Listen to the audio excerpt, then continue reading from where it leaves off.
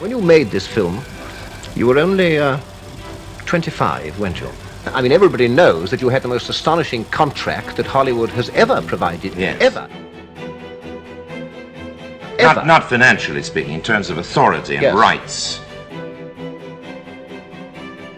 Extraordinary in the control it gave me over my own material. In my case, I didn't want money. I wanted authority. So I asked the impossible, hoping to be left alone. What I'd like to know is, where did you get the confidence from to make a film with such... Ignorance, sheer ignorance. Anything I could think up in my dreams, I attempted to photograph.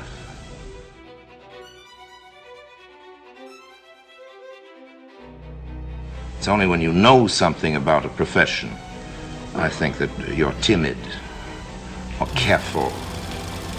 How does ignorance show itself? I thought you could do anything with a camera that the eye could do or the imagination could do. And if you come up from the bottom in the film business, you're taught all the things that the cameraman doesn't want to attempt for fear he will be criticized for having failed. Yes. And in this case, I had a cameraman who didn't care if he was criticized if he failed, and I didn't know that there were things you couldn't do. So anything I could think up in my dreams, I attempted to photograph. You got away with enormous technical advances, didn't you? Simply by not knowing that they were impossible. Or theoretically impossible. Yeah.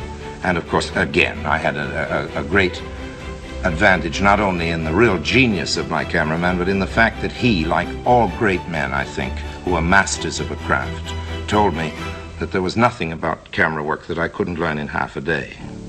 That any intelligent person couldn't learn in half a day. And he was right. It's true of an awful lot of things. Of all, of every, the great mystery that requires 20 years doesn't exist in any field. Did you ever feel nervous that maybe you'd gone too far? I put myself in your shoes. You see, if I'd made that, I'd be terrified that I was just on the point of toppling over into fast, that I'd made the room too large. Did you have this sort of anxiety? No, because the room is that big. What room is that big? Awfully pompous answer, his room. Yes, pompous question, perhaps. No, not at all. You're quite right, and I should have had that fear. When eventually Kane was made, it was an enormous success, as all the world knows, and it's gone on being a success, and it's a long time ago now. Have you ever regretted that so great a success came so early? Well, I've regretted early successes in many fields, but I don't regret that in Kane because it was the only chance I ever had of that kind. I'm glad I had it at any time in my life. I wish I had it more often. I wish I had, a chance like that every year. There'd be 18 pictures. You've been denied the cutting room before. Several times. Just yes, recently, constantly. on a touch of evil. Yes, that's happened really quite often to extremely individual filmmakers. I'm not saying it isn't a qualitative thing. It's a style, and there's a certain kind of filmmaker who really wants to make the film entirely on his own. And that sort of fellow is the sworn enemy of the system. So the system is, and the system is at great pains to denigrate such a person. They rightly regard the artist as the enemy of their profession, you see. What do you think of Hollywood, Orson? I'm not at all against Hollywood.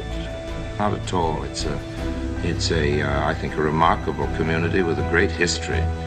And a very entertaining place to work in. The obvious things against it are so obvious, there's really no need to list them over again. Anything you can say about Hollywood is true, good and bad. There's no extreme statement that doesn't apply, I think. I have heard it suggested that Citizen Kane is in some sort of sense autobiographical. The notion that Kane himself is some sort of version of myself, I'd really fail to recognize. Maybe out of blindness, but it seems to me that Kane is everything that I'm not, good and bad.